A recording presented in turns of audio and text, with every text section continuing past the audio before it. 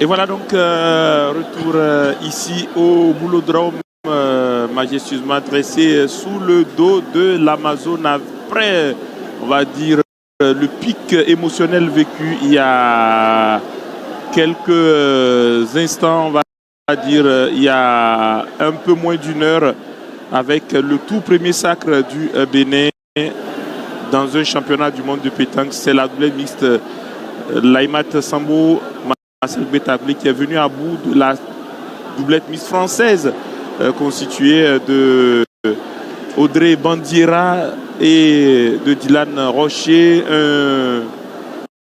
on va dire un duo, une doublette qu'on ne présente plus, qui a déjà fait ses preuves à travers le monde, des joueurs de classe mondiale. Le Bénin qui vraiment est entré dans une nouvelle dimension dans la vie de la pétanque au Bénin, dans la vie de la pétanque africaine, et qui bien sûr confirme son statut de pays de pétanque.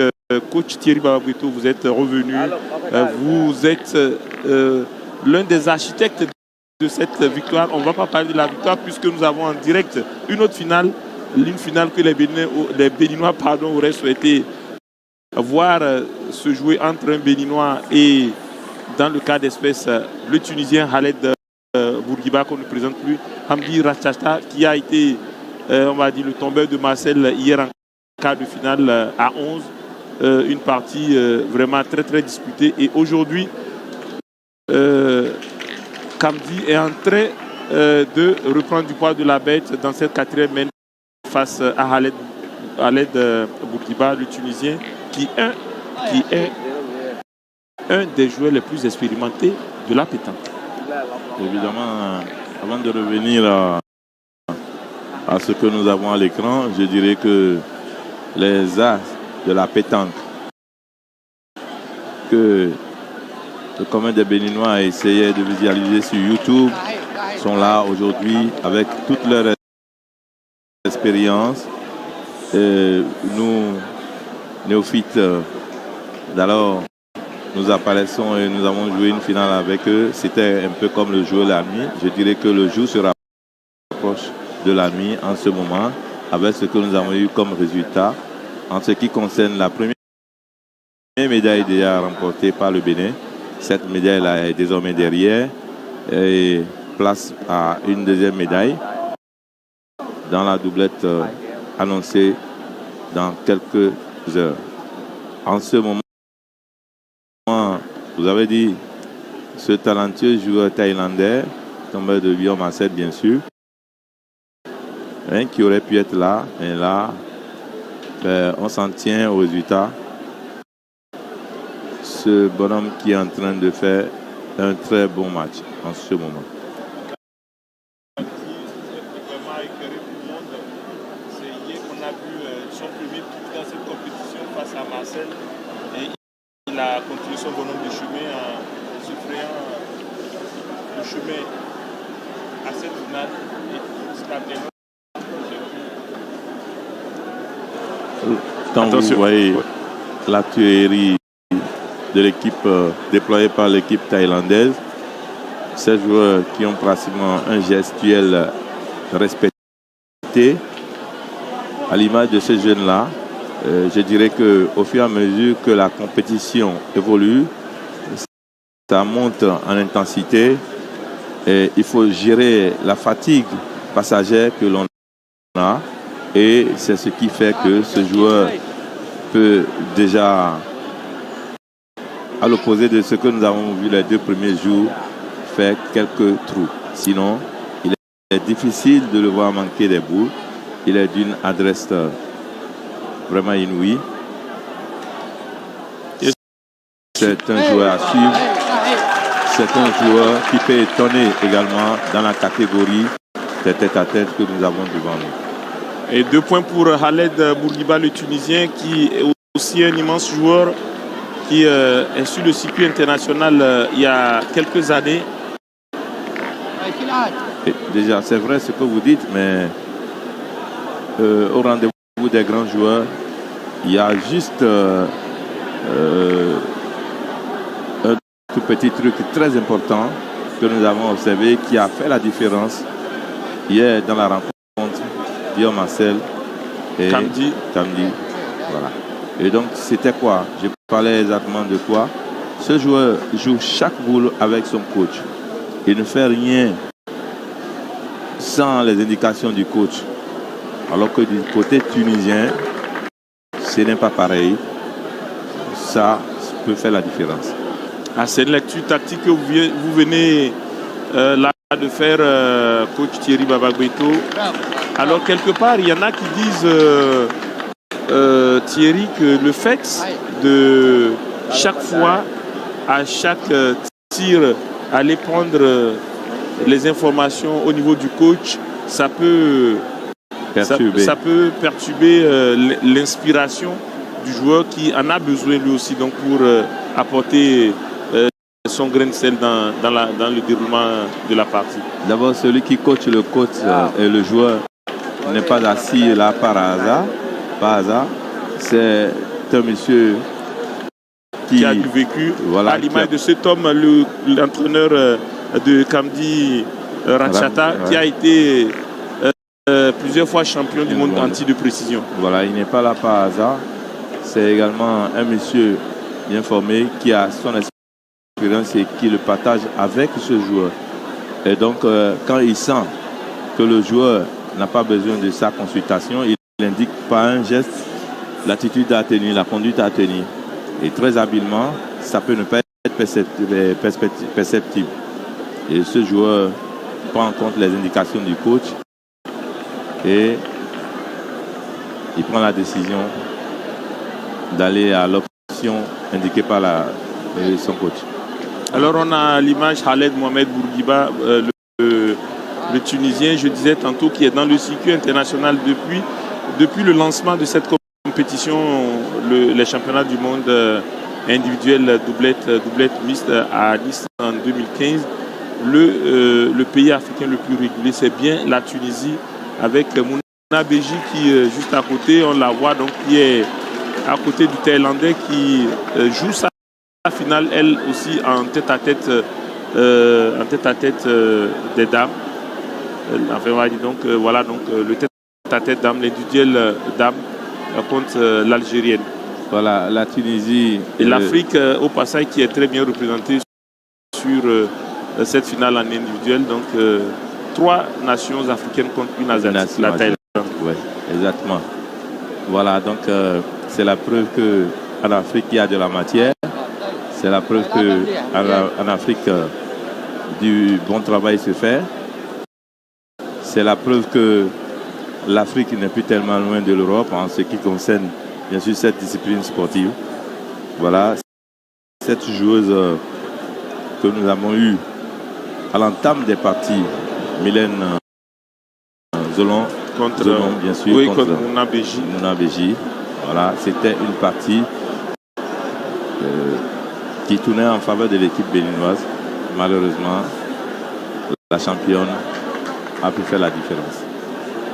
Joueuse expérimentée qui a fait, disais-je, de très bons championnats, notamment en 2019 du côté d'Almira. Regardez, sur ce plan large, on a vu le superbe tir de Mouna Beji. Voilà, et donc Mouna Beji qui dans toutes les parties les a abordés de la façon la plus sobre et qui petit à petit rentre dans la partie et use de son expérience quand même pour parvenir à une bonne conclusion. Alors, elle a 5 points, elle mène par 5-0 pendant que le Thaïlandais vient de boucler cette main Kamdi Ratchata avec on va dire 3 points. Oui, il avait 2 points à terre. Finalement, ça fait 3. Donc, ça fait désormais 7-3 oui, pour Kamdi Ratchata. Et on entend en faux sournois, on entendait du Kao. Oui. On ne parle pas très bien le Thaï, puisque le langue s'appelle le Thaï. Mais, croyez-moi, c'est un grand pays, la Thaïlande. grosse économie sur le plan mondial également. Et on va dire l'une des grandes puissances de la pétanque mondiale. Ah, justement, une grande nation, une très grande nation de pétanque. Il convient quand même de signaler que ce sont les Thaïlandais qui forment les Cambodgiens. Et si vous les avez bien observés, ils ont un même gestuel. Parce qu'ils ont un même formateur, voyez-vous. Et donc, les Thaïlandais qui impriment ce rythme-là aux Cambodgiens, dans quelques années, le Cambodge risque de se hisser également dans la haute sphère de la pétanque. Il faut rappeler qu'en 2019, en novembre 2019, le Cambodge a accueilli les championnats du monde jeunes et des femmes. Et on a justement vu que le Cambodge avait réussi une parfaite organisation. Et depuis, le Cambodge essaye d'être régulier à ces différents championnats-là. Quand on le veut, on le peut, surtout quand la volonté gouvernementale accompagne.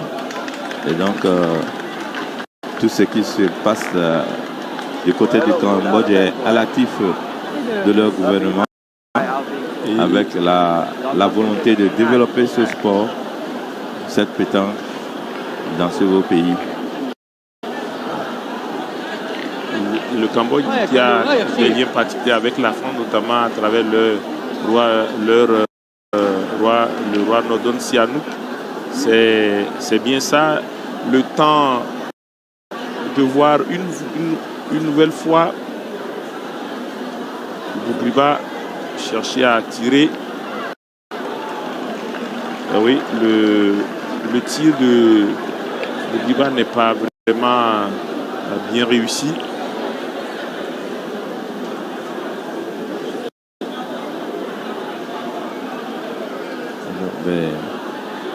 Justement, avantage à terre toujours pour Kamdi Ratacha. Voilà, donc on aperçoit le Tunisien qui va vers le cercle. Voilà, il réfléchit toujours. Il repart. Voilà, pour apprécier la donnée. Peut-être un tir. Quelques secondes dans le cercle. Et là, il pointe. Pointage manqué. Un point toujours à terre pour le Thaïlandais Kamdi Ratacha. Une boule pour le Tunisien. Contre 2 pour le Thaïlandais. De l'autre côté des dames, un pointage à peu près réussi par Mouna Bédier. Reprise de la joueuse tunisienne.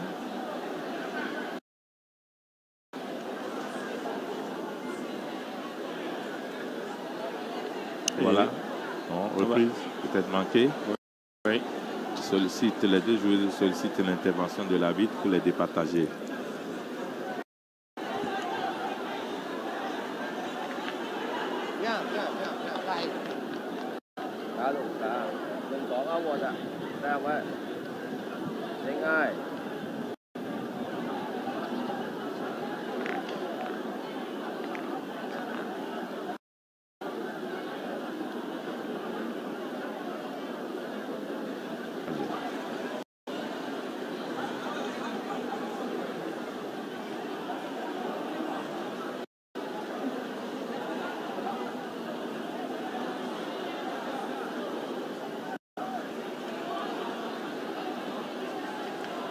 Parfait gestuel de Kamdi Ratacha. Oui. Voilà, qui réussit sa reprise au point.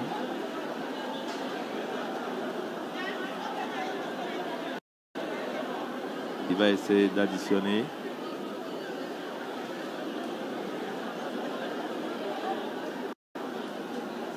Il prend position. Il se concentre.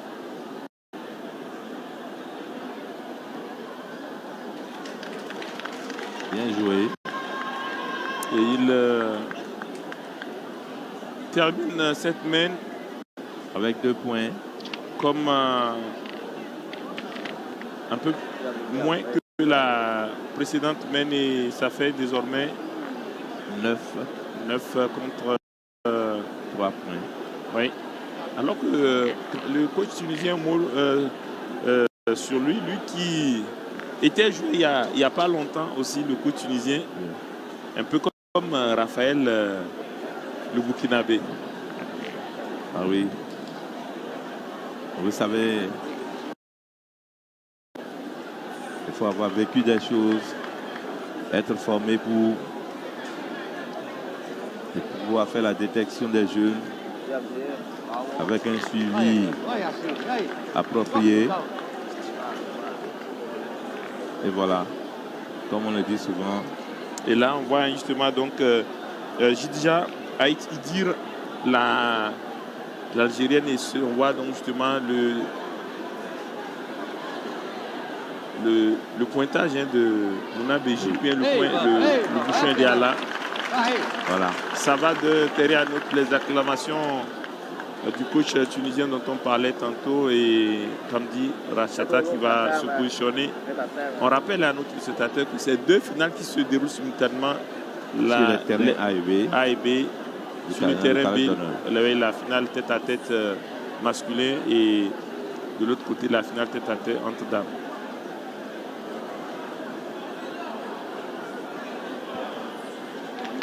Voilà. Samedi, Atacha qui réussit un palais.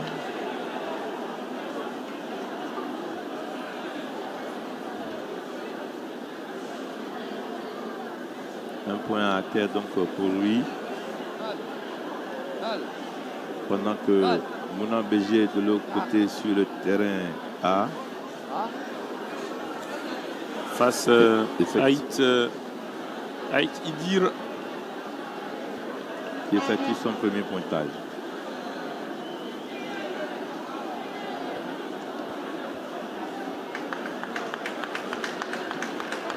Reprise du joueur tunisien. Khaled Bourguiba Mohamed.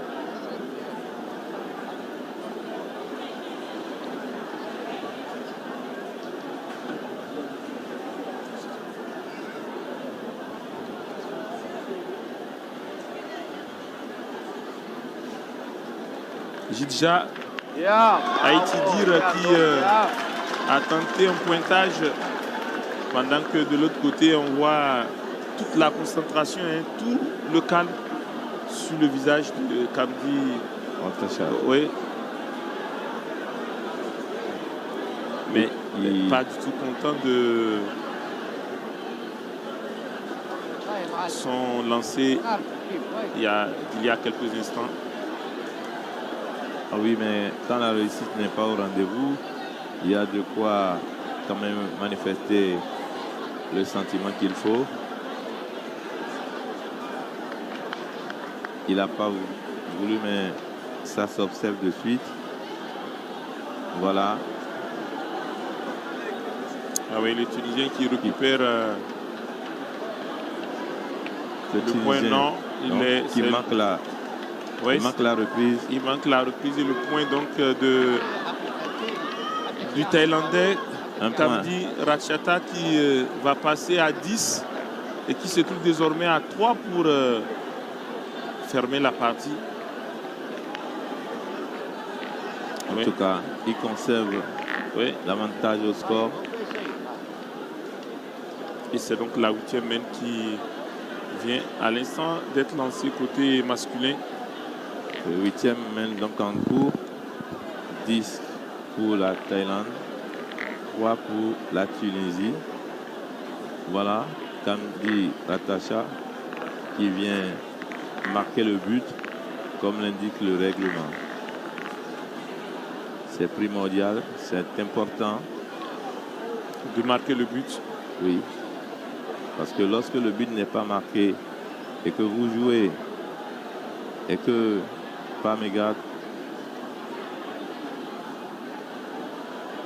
Le but était déplacé à plus de 10 mètres. Regardez ce super plan, on a vu simultanément le titre de Mouna Beji, la Tunisienne. De l'autre côté, et celui de cet homme, Kamdi Rachata. Voilà.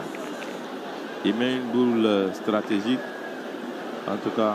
Et ça fait, on va dire, réponse du berger à la bergère avec Bourguiba, beaucoup de concentration. Et voilà. Qui manque, il manque le tir. Oui. Parce qu'il fallait prendre ce risque-là, tirer pour espérer, en tout cas, donner moins de 3 points à l'adversaire. On tire d'abord pour réussir. Au cas où la boule sortait, on saurait que l'adversaire aura une boule de moins. Et là, il prend une fois encore le risque de tirer. Et ça, c'est à l'appréciation de son coach. Oui. C'est peut-être un mauvais choix. En tout cas, nous tenons compte du résultat pour l'apprécier. Ah oui, là vous rejoignez Herman Edo Kengbe qui disait hier quand on évoquait la stratégie, est-ce que c'est une bonne stratégie, est-ce une mauvaise stratégie? Il dit, est-ce qu'il y a de bonnes et de mauvaises stratégies en pétanque? C'est le résultat qui valide la stratégie. Ah, c'est clair. C'est clair, le résultat donne de la valeur à la stratégie. Voilà.